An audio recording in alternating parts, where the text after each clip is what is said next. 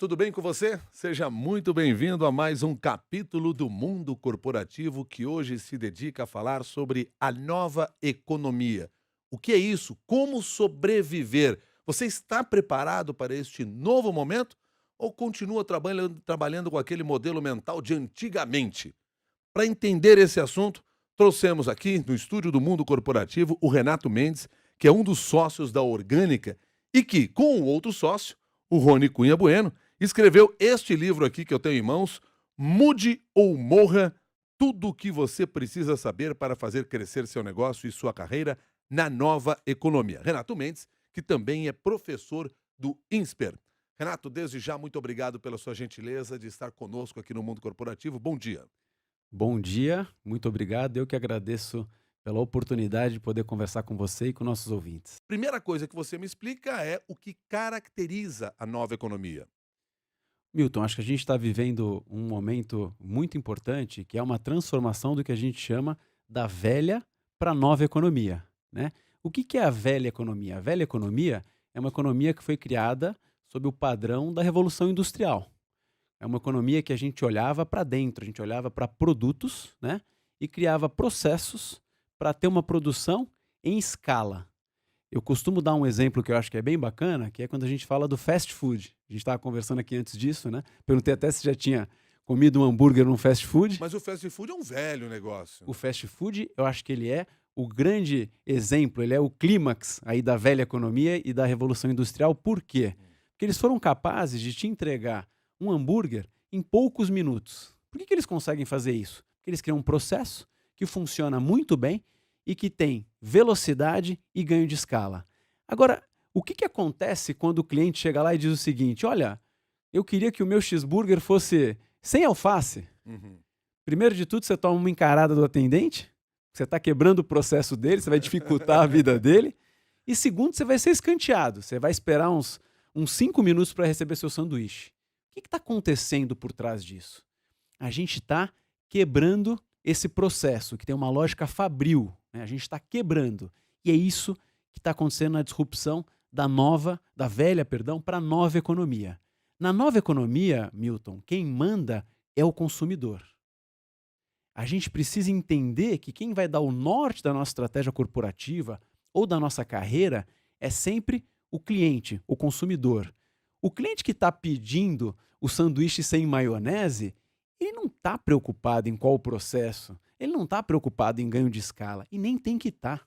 Bom, então, quando eu disse para você que o hambúrguer feito dessa maneira o antigo hambúrguer, é uma coisa velha, então realmente era isso. Você Quer está dizer, aquele corretíssimo. processo que para muitos de nós era uma visão do moderno, está ultrapassado.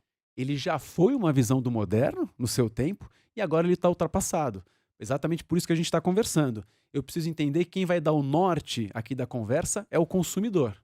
Quando eu perguntei para você aqui, Renato, sobre o que é a nova economia, pergunto, e na minha cabeça já vem assim algumas ideias, porque quando a gente pensa em nova economia, a gente pensa nas empresas mais novas, que trabalham no campo digital, etc. Mas o que você está me dizendo aqui é que todas as empresas, todos os negócios têm de se adaptar ao que nós consideramos ou caracterizamos como nova economia, independentemente do ramo que você trabalhe. É exatamente isso. Como a gente também falou, eu brinco que a nova economia ela é democrática. A nova economia e o digital eles vão impactar todos os setores da economia de maneira bem democrática. E o que a gente precisa entender é o seguinte: todas as empresas podem se adequar. Todos os profissionais, seja ele de uma empresa pública, de uma empresa privada, seja alguém que quer começar um negócio novo, todo mundo pode se adaptar à nova economia. E a missão do livro é exatamente essa: é explicar como ela funciona e fazer com que as pessoas estejam mais preparadas para esse novo mundo. Só que você não me deu opção, ou pelo menos não me deu muitas opções aqui quando você trabalha com a ideia do mude ou morra. Se eu quero manter meu negócio, obrigatoriamente eu vou ter que mudar. Exatamente. Nesse sentido, não tem negociação. Uhum. As pessoas precisam entender que o mundo está mudando. O primeiro capítulo do livro é O Mundo Mudou.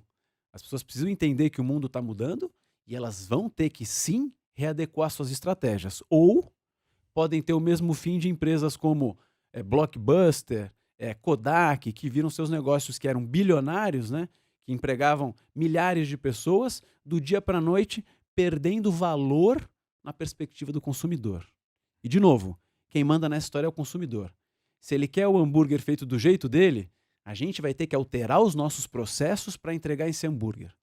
Eu não vou olhar para dentro e dizer, olha, esse processo funciona para mim. Eu tenho que entender qual o processo que funciona para o meu cliente. É ele que dá o tom. Dentro do trabalho que vocês realizam na Orgânica, a questão do cliente é o primeiro dos 7 grandes princípios. Exatamente. A gente desenhou o que a gente chama dos 7 princípios da evolução exponencial para tentar ajudar as pessoas a entenderem o funcionamento da nova economia. E o primeiro é exatamente esse. É a cultura do cliente. A cultura do cliente é criar uma estratégia de negócio orientada ao consumidor.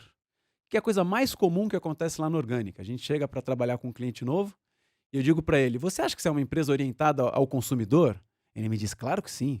Todos nós Eu sou acreditamos nisso. apaixonado pelo meu consumidor, eu vou fazer de tudo por ele. E a gente faz 2 perguntinhas que a gente costuma usar para desmontar essa tese, né? Então a primeira é, você estaria disposto a perder dinheiro no curto prazo? E a segunda é, você estaria disposto a alterar os seus processos internos para atender melhor o seu consumidor?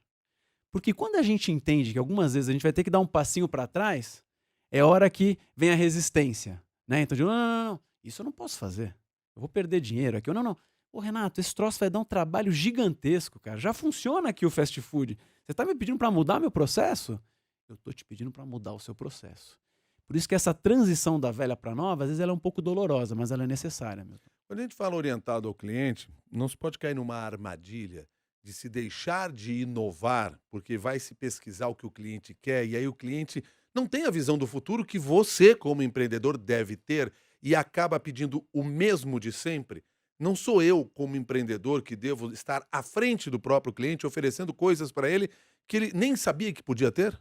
Ótima pergunta. O que a gente costuma dizer é o seguinte, conversar com o cliente não significa fazer exatamente o que ele está pedindo, né? Se eu fosse conversar com o cliente sobre meu livro, ele ia dizer, não, super bacana, mas eu queria que ele fosse grátis. Esse troço não vai funcionar, meu modelo não vai parar de pé. Mas conversar com o cliente significa chamá-lo para co-criar. E quando eu falo co-criar, automaticamente eu estou dizendo que tem 2 partes criando. Conversar com o cliente significa entender profundamente as necessidades dele. A gente costuma dizer que na nova economia, a empresa vencedora não é que tem a melhor ideia, é a empresa que melhor conhece o seu consumidor e vai criando soluções para esse cliente. Como você falou, tá perfeito. Muitas vezes ele não sabe o que ele quer, mas ele sabe qual é a dor que ele sente. Então essa conversa, ela é menos para replicar exatamente o que ele pediu e mais para ter insights para desenhar a minha nova estratégia. Aliás, você falou em dor, a dor faz parte aí desses processos todos, ou desses princípios com os quais vocês trabalham. É inevitável que a gente vá sentir dor na mudança? Eu acho que é inevitável. Eu brinco que minha mãe me enganou. Quando eu era novo, ela falou que a gente ia mudar pela dor ou pelo amor. Eu estou percebendo que em 99% das vezes a gente muda pela dor, né? A gente foi programado, Milton, para viver numa zona de conforto. Eu estou programado, eu não quero mudança, eu quero ficar aqui no quentinho. A zona que eu domino, que eu sei como funciona, e daqui a pouco o mundo está me obrigando a mudar. E isso dói, né? Você mesmo estava falando aqui da rádio, que agora a rádio é 5 em 1, transmissão ao vivo, no site, no YouTube, podcast. Talvez você não quisesse fazer isso, mas a nova economia e a forma como a vida está mudando estão te obrigando a mudar. Eu adoro fazer isso, vamos deixar claro aqui. Adoro fazer isso, porque dá dimensão diferente do trabalho que a gente realiza. E também, se eu não adorasse fazer isso, eu ia estar trabalhando com a ideia da velha economia. Exatamente. Nós, como profissionais, e o teu livro, ou o livro que você e o Rony Cunha escreveram, fala que em fazer crescer seu negócio e sua carreira, quer dizer, eu como profissional tenho que estar atento a esse tipo de situação. Sem dúvida. Acho que o profissional da velha economia, ele foi treinado para quê? Faça uma boa escola, faça uma boa faculdade, encontre um bom emprego, fique 30 anos lá e se aposente. Mas quando é que eu vou ser feliz nessa história? Quando é que eu vou encontrar alguma coisa que faça sentido para mim? Mas tem que ser feliz ainda. Se der, né? Dá para pedir felicidade junto. Acho que a provocação aqui é a seguinte, esse negócio acabou. Não existe mais esse conforto, entre aspas, ou essa segurança, né? Eu vou arrumar um emprego e vou ficar 30 anos, que é o que muitos dos nossos pais fizeram. O que a gente diz é que na nova economia, a gente precisa encontrar o nosso propósito. que eu acho que é uma conversa muito interessante. Por que que você que está nos ouvindo acorda todos os dias para fazer o quê? Em busca de quê? Você acorda porque você tem que trabalhar, porque você tem que ganhar um salário e pagar a conta no fim do mês? Eu entendo, mas, cara, isso aí vai ser muito penoso. O que vem a ser o propósito? O propósito seria, acho que esse é um exemplo bacana, é pensar o seguinte: por que que eu acordo todos os dias de manhã? Eu abro o olho na minha cama, eu levanto e digo, caramba, será que a gente está construindo na orgânica faz sentido para mim? A orgânica a gente tem um propósito muito claro, que é de ajudar as empresas e pessoas a desenvolverem o seu máximo potencial. Para mim, Renato, e tenho certeza que para o Rony também, é muito prazeroso fazer isso. É muito prazeroso dividir conhecimento e ver as pessoas que trabalham conosco evoluindo. É por isso que eu dou aula no fim do dia. Por que que eu fico até às 11 da noite lá na faculdade dando aula? Preferia estar com meu filho, talvez, algumas noites. Mas quando eu me sinto parte de um projeto maior, algo que faça sentido para mim, isso alimenta o meu propósito. E a vida passa a ser muito mais prazerosa, né? Eu não tô aqui porque eu tenho que pagar a conta. Eu tô aqui porque, pô, eu me sinto parte disso e acho o máximo estar contribuindo para esse projeto. E esse meu propósito tem que estar em conjunção com o propósito da empresa para a qual eu trabalho? Exatamente, Milton. Acho que as empresas estão com uma lógica sempre de buscar os funcionários que estão vestindo a camisa, né? A gente fala nos 7 princípios aqui, tem um deles que é a postura de dono, né? As empresas estão buscando o funcionário que vai vestir a camisa, mas elas esqueceram de combinar esse alinhamento de valores e de propósito. Porque você nunca vai ter espírito de dono, ou nunca vai vestir a camisa de uma empresa cuja missão não faça sentido para você. Já o contrário, quando aquilo que eu estou fazendo parte faz muito sentido para mim, você me pedir assim, Renato, dá para você ficar umas 3 horas a mais que a gente precisa entregar esse projeto? Eu vou ficar feliz da vida. Agora, se é um troço penoso, eu vou dizer, esse cara é um explorador, me paga mal. A gente precisa entender que o trabalho é uma parte muito importante da vida. E a gente tem que buscar ser feliz com o nosso trabalho. Ah, mas você deixa claro também que ser remunerado por esse trabalho faz parte deste processo aí. Exatamente. Eu acho que às vezes, quando a gente fala de propósito, a gente tem uma visão muito apaixonada do propósito. E no livro a gente tenta também aterrizar, colocar um pouquinho o pé no chão. Quando a gente fala do que a gente chama de pirâmide de propósito, a gente fala de encontrar algo que você goste muito de fazer, né, que faça sentido para você, algo que você seja bom e algo que o mercado te remunere para fazer. E um indício, né, um primeiro passo de buscar o seu propósito vai ser buscar a intersecção dessas 3 coisas: o que eu gosto, o que eu faço bem e o que eu sou pago para fazer. Como eu brinquei com você anteriormente, eu adoro, eu amo meu filho, eu acho que eu sou um bom pai. Mas será que eu seria pago para fazer isso? Né? Eu adoro jogar bola, não sou tão bom de futebol e com certeza não seria pago. Então não adianta a gente ficar aqui numa esfera da paixão, a gente tem que ser bem pragmático. E eu acho que esses 3 vetores ajudam nesse sentido. Então tem que alinhar o quê? O que eu O que gosto? eu gosto, o que eu faço bem e o que o mercado me pagaria para fazer. Perfeito. Mas tendo o seu propósito, definido mais claramente, aquilo que você gostaria realmente de ser ou impactar as pessoas, como impactar as pessoas, de obter, fica mais fácil de se encaixar independentemente das oportunidades que aparecerem. Exatamente. E aí também muda a lógica de quando você vai conversar com uma empresa, né? Porque a sensação da velha economia é que eu ia fazer uma empresa, eu ia fazer uma entrevista, eu me esforçava o máximo que eu podia para impressionar aquele entrevistador para ele me contratar. Agora acho que a relação está mais de igual para igual. A empresa escolhe o candidato, mas o profissional também tem que escolher a empresa. Isso é fundamental para você ser feliz. Se você simplesmente está querendo passar em todas as entrevistas, eu brinco o seguinte: qual que é o objetivo de uma entrevista de emprego? E as pessoas respondem: conseguir um emprego. Eu digo: não, é conseguir uma oferta de emprego. Essa decisão você vai tomar depois. Você está ali para conseguir uma oferta. E aí depois você vai pensar se faz sentido o que a gente chama do fit cultural. O que é o fit cultural? É o teu encaixe com essa empresa, né? Em termos de valores, em termos de propósito. Será que o que eles estão construindo faz sentido para mim ou não? Renato, nós falamos aqui em 7 princípios que vocês desenvolvem lá na Orgânica. Citamos o primeiro, que é a cultura do cliente, já citamos um segundo, que é a postura de dono. Mas eu queria que você, de uma maneira resumida, apresentasse esses 7 princípios aqui para os nossos ouvintes. Tá legal.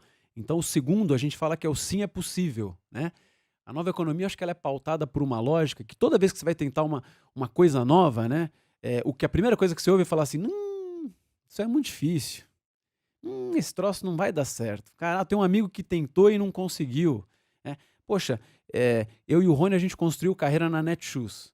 Quando a Netshoes se propôs a vender tênis pela internet, que é a primeira coisa que ela ouviu? Mas quem que vai comprar um tênis sem experimentar? Hoje a Netshoes é uma empresa que vende, que fatura mais de 2 bilhões de reais vendendo calçados e artigos esportivos e moda e beleza, tudo pela internet. Então, o segundo ponto é o sim é possível, no sentido de que nunca foi tão fácil, Milton, você ser um empreendedor. Hoje você consegue subir um website de maneira gratuita, você faz um post no teu Facebook. O digital, ele permite que pessoas comuns façam coisas extraordinárias. Essa é a beleza da nova economia. A gente tem que acreditar que sim é possível, sim vai dar certo. O terceiro ponto é o novo vem.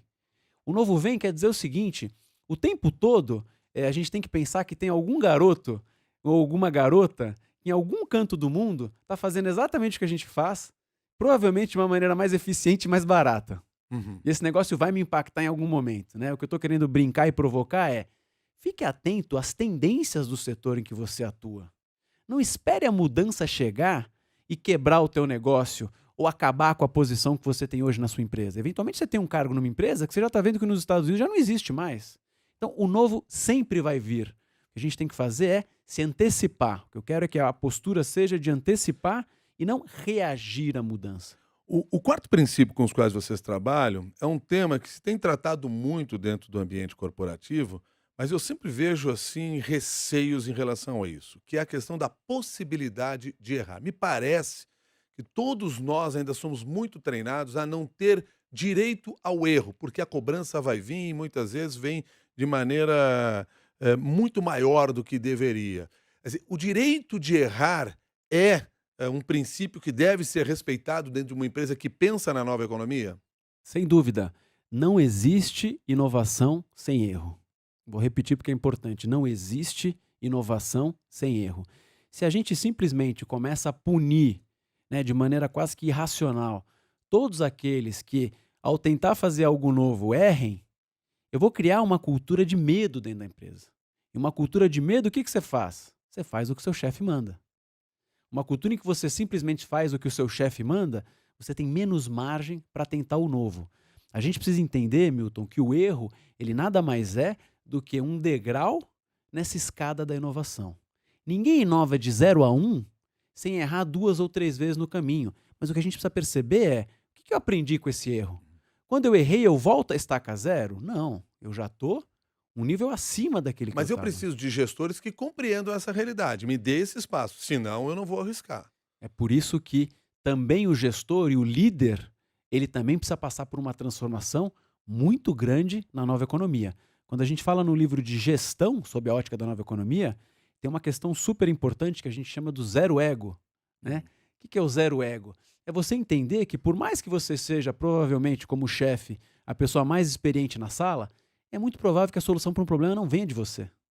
Uhum. É muito provável que ela venha de outra pessoa, né? E essa outra pessoa pode ser seu funcionário e pode ser um cliente também, que eventualmente identificou alguma coisa e mandou uma mensagem para o saque dizendo, olha, e se vocês fizessem isso dessa forma?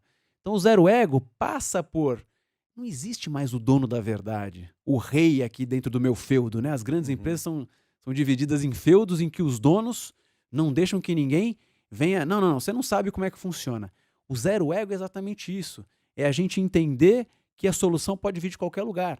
E eu preciso encontrar um equilíbrio, Milton, entre ser permissivo com o erro, mas sem ser negligente.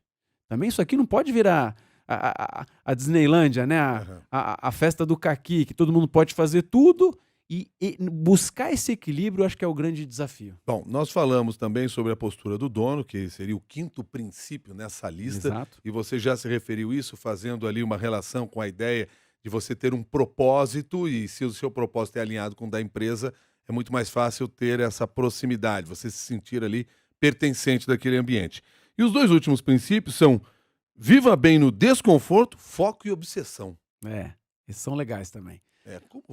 Bom, desconforto você já nos trouxe aqui em várias situações, porque é a necessidade da mudança. Exato, acho que a provocação aqui é a seguinte: nunca foi tão perigoso se sentir seguro, né? Porque Quando você se sentiu seguro, eu digo, não, agora eu domino tudo que eu faço, eu entendo isso, eu já dominei, ninguém vai me ameaçar, é quando você começa a cair. Então, nunca foi tão seguro, nunca foi tão perigoso se sentir seguro nesse sentido.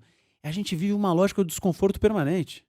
A qualquer momento, o meu concorrente vai fazer uma coisa que eu não sabia, o meu cliente vai ser atraído por um outro, tem uma startup que vai me questionar. Então, o desconforto é a nova rotina e a gente precisa aceitar isso. E o sétimo ponto do foco, que a gente quer dizer aqui é assim, a nova economia, ela traz, Milton, tantas oportunidades de negócio, tantas oportunidades de parcerias e de novos empreendimentos. Eu brinco lá na Orgânica com o Rony, que a gente precisa se segurar, porque todo dia a gente quer abrir uma empresa nova, porque tem muita oportunidade. Num país como o Brasil, ainda que tem muitos problemas a serem resolvidos, cada problema que precisa ser resolvido é uma oportunidade que o empreendedor tem para criar uma empresa. E aí o que a gente quer dizer aqui é o seguinte, tem que ter foco. Uma vez que eu determinei que o meu negócio aqui é orgânica e desenhei o que a gente está imaginando para essa empresa, não adianta eu querer amanhã abrir uma sorveteria porque tem uma oportunidade, no outro dia eu vou querer abrir um cinema porque eu quero fazer tudo. Você não constrói nada grande sem foco. Então a gente precisa ser foco e precisa ser obsessivo aqui com o nosso atingimento de meta. O Alexandre Silva abriu um novo negócio. O Alexandre Silva está conosco aqui no Facebook e ele diz o seguinte: sou corretor de imóveis no Recife e trabalhei 10 anos para donos de imobiliárias. Hoje, fazem 4 meses que estou trabalhando para mim e estou vivendo um momento maravilhoso em minha área. Você acha, Renato, que essa crise nos forçou a irmos para a rua e descobrirmos o lado empreendedor de cada um individualmente? Sem dúvida, Alexandre. Eu diria o seguinte, o ideal não é a gente empreender por necessidade, é a gente empreender por opção. Né? Você tem uma série de pesquisas do Sebrae que mostram isso, que as empresas que empreendimento foi feito a partir de uma oportunidade, de uma opção, eles são mais bem-sucedidos. Ok, mas aqui a dor, a nova economia, te forçou a tomar uma decisão. E olha que bacana, né? Você mesmo está dizendo, eu nunca fui tão feliz na minha vida, né? A minha dica para você, para continuar sendo feliz e fazer com que esse seu negócio cresça, é converse com o seu cliente, escute, entenda que problema dele você resolve e como você pode cada vez mais oferecer um serviço melhor para ele. Quando eu estou dizendo converse, converse mesmo. Marque 10 conversas presenciais entre essa e a próxima semana, converse com esses clientes, entreviste-os e depois pense o que você aprendeu nessa conversa. Eu garanto que você vai aprender muita coisa e vai enxergar uma série de oportunidades que você ainda não tinha percebido para o seu negócio. O Gilson de Oliveira pergunta o seguinte: o velho empregado que atuou 30 anos numa empresa pode ser incorporado à nova economia? O que deve fazer esse profissional? Claro que pode, Gilson, como a gente falou, só depende dele, né? Eu não sei exatamente se você está imaginando ficar na mesma empresa ou ficar no mesmo setor, mas acho que a minha dica básica é: a gente precisa entender como a nova economia funciona, a gente precisa entender como o nosso setor vai ser transformado a partir dela e, a partir daí, se reposicionar. Seja empreendendo, seja buscando uma nova cadeira na empresa que você já está, ou seja, transformando a sua carreira ou transformando a sua empresa por dentro. Renato Mendes, como é que vocês transformam uma empresa? Ótima pergunta. A gente criou uma metodologia que já foi testada em mais de 40 empresas e ela passa por uma primeira fase em que a gente faz uma imersão, faz um diagnóstico da empresa, em que a gente vai identificar quais são as oportunidades de aceleração. A partir disso, a gente apresenta para o dono da empresa esse assessment e diz: olha, eu entendo que se a gente trabalhar nessas frentes, a gente vai ser bem sucedido. E aí a gente desenha com eles, Milton, isso tem que ser uma cocriação, tem que ser a 4 mãos, os nossos objetivos para um ciclo curto de trabalho, um ciclo de 3 meses, isso é super importante.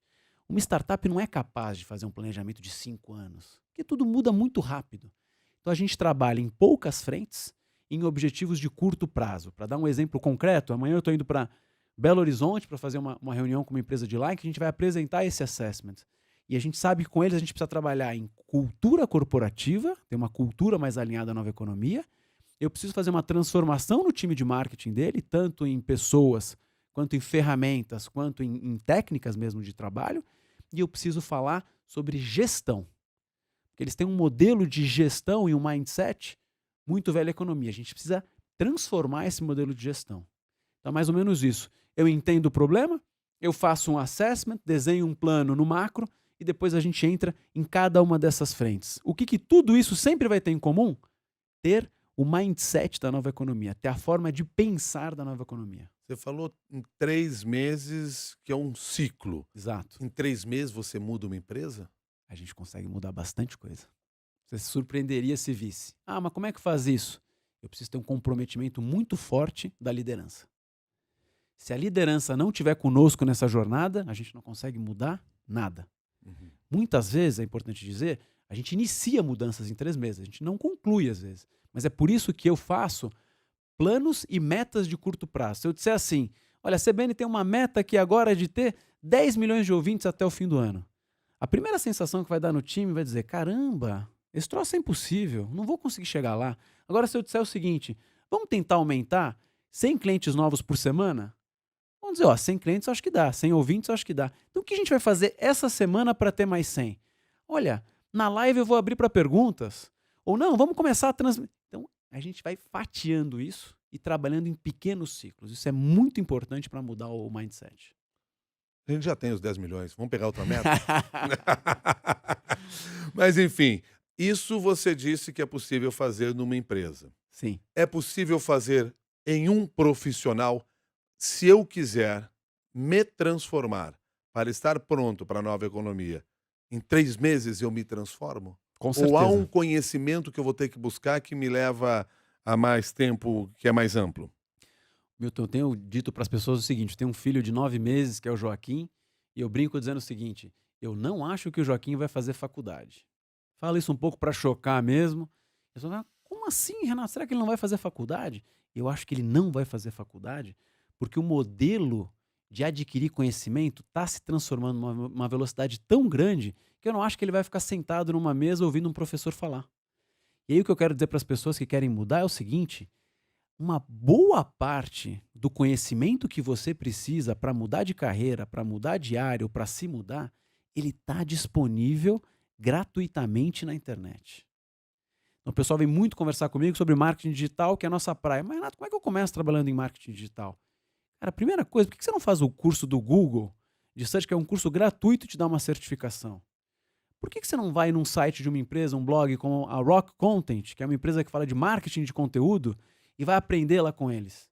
Então, acho que assim, eu estou falando já da parte de adquirir conhecimento, mas tem um passo anterior que é claro, que é você olhar para dentro e pensar naquela pirâmide do propósito, o que me faz feliz? O que eu faço bem? Né? Acho que as pessoas têm que buscar o prazer, a realização no trabalho, né? Você acordar todos os dias e ser obrigado a ir para um lugar que você não gosta, que não está te fazendo bem, acho que é um sinal de que está na hora de pensar essa mudança. Então como é que você faz isso? Começa olhando para dentro, vai entendendo o que te faz mais feliz e depois vai se preparar para essa mudança, com essa dica de que a maior parte do conhecimento está disponível gratuitamente na internet. Bons exemplos que vocês vivenciaram de empresas que conseguiram fazer essa transformação. A gente falou um pouquinho aqui do Max Milhas, né? Eu acho que é um exemplo fantástico. É um site que você vai comprar passagens aéreas. Basicamente é isso, né? Convida as pessoas a darem uma olhadinha no Max Milhas. Você quer fazer uma viagem amanhã de São Paulo para Porto Alegre, ao invés de você entrar no site das empresas, né, das companhias aéreas, você vai no Max Milhas, porque ele compra passagem com milhas aéreas de outras pessoas. Qual que é a grande virada que o Max Milhas conseguiu fazer, né? E o Max, que é o seu fundador. Quando você chega para comprar sua passagem no Max Milhas, se aquela passagem for mais barata no site de uma companhia aérea, ele vai te dizer, Milton, se for mais barato, compra comigo. É mais barato na Gol, na TAM, na Latam, na Azul? Compra na Gol, na Latam, na Azul. E a sensação do cliente é assim, caramba, será que esse cara está perdendo dinheiro aqui hoje? Ele está me indicando para o, entre aspas, concorrente dele? É exatamente isso que ele está fazendo. Ele entendeu que na nova economia a gente tem que ter a cultura do cliente. O que é a melhor solução para quem quer comprar uma passagem? É comprar a mais barata e que atenda a sua necessidade. O Max entendeu que se não for ele a empresa que vai fazer aquilo naquele momento, ele vai sim indicar uma outra empresa para fazer aquilo.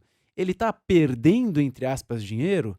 Talvez, numa visão de curto prazo, ele esteja perdendo, mas numa visão de longo prazo, ele está construindo uma relação de parceria e de fidelização com esse cliente, que ele vai se tornar um cliente como eu, que nem entra mais no site das companhias aéreas, entra sempre no Max Milhas antes de tomar uma decisão de compra. Grandes corporações conseguem fazer essa mudança e estão fazendo essa mudança hoje no mundo? Grandes corporações estão sofrendo mais, então acho que tem um exemplo que a gente também tinha conversado aqui, que um grande banco de investimento americano me chamou para conversar, para fazer uma palestra com eles, e me disse que estava tendo muita dificuldade no recrutamento de jovens talentos. E eles não entendiam, porque eles pagavam um salário bom, é um super banco, né? Até 2, 3 anos atrás todo mundo queria trabalhar lá, e hoje as mentes mais brilhantes já não querem mais trabalhar lá. E o que eu expliquei para eles foi, qual que é o propósito do banco? Será que vocês têm alinhamento de valores e de propósito com esses jovens? Será que eles querem fazer parte desse projeto? Ou será que um deles quer empreender, o outro quer trabalhar no Airbnb, o outro quer fazer parte de uma ONG que faça sentido para ele? As grandes empresas não entenderam essa dinâmica da mudança. Algumas outras, Milton, todo o contrário, já estão entendendo como encontrar o seu caminho. Você percebe que a gente está falando muito de startups aqui, né? E por que a gente está falando muito de startups? Porque elas foram as primeiras empresas a entender a nova economia. E é por isso que a gente sempre se apoia no modelo mental das startups e quer aplicar isso tanto para a carreira quanto para empresas. A gente estava agora no South by Southwest, né? Que é uma feira de tecnologia e criatividade, e assisti uma palestra da Unilever que chamou muito a atenção. A Unilever tem um programa de relacionamento com startups que, para mim, é um benchmark, é um case mundial. Basicamente, como é que funciona? A Unilever pega um problema interno, um problema que ela tem que resolver como empresa, e ao invés dela reduzir a possibilidade de solução aos seus funcionários, o que ela faz? Ela se abre para a comunidade. Ela convoca startups, estudantes e todo mundo que faça parte do ecossistema da empresa para ajudar a solucionar esse problema. E aí que você começa a entender que eu não preciso estar no controle da situação o tempo inteiro. Eu não vou resolver tudo sozinho. A nova economia passa por usar essa força da comunidade ao seu favor. Então, a gente tem um cliente agora que é uma empresa de saneamento básico, né? A Iguá. A Iguá veio nos procurar para fazer exatamente isso. E na nossa cabeça, é uma empresa que é quase que um setor que é símbolo da velha economia. Mas a Iguá está querendo se abrir para conversar com startups e chamá-las para ajudá-los a resolver os seus problemas. Isso é um negócio mágico. Eu brinco com as grandes empresas o seguinte, vocês não serão startups, mas vocês podem aprender a pensar como elas. Acho que esse que é o aprendizado que fica. Bom, a boa notícia nesse processo é que dá para mudar. Isso você já deixou claro para a gente. Por isso, quando vocês colocam lá o nome no livro Mude ou Morra, e aparentemente vocês não nos dão opção, o que vocês nos trazem de otimismo é possível sim mudar. Não só necessário, mas é possível mudar. Vai depender de cada um de nós desenvolver essa mudança. Renato Mendes, muito obrigado pela sua gentileza de estar conosco aqui no Mundo Corporativo, nos ajudar a pensar sobre a nova economia. Dá uma nova oportunidade. Muito obrigado, eu que agradeço pela oportunidade, espero que todos sigamos mudando. Sem dúvida, muito obrigado a você que participou ao vivo aqui do Mundo Corporativo, acompanhando hoje a entrevista do Renato Mendes, que é sócio do Rony Cunha Bueno, lá na Orgânica. O Renato também é professor do INSPER e autor, junto com o Rony, do livro Mude ou Morra, tudo o que você precisa saber para fazer crescer seu negócio e sua carreira na nova economia. Livro esse publicado pela Planeta Estratégia. Muito obrigado e até o próximo capítulo do Mundo Corporativo.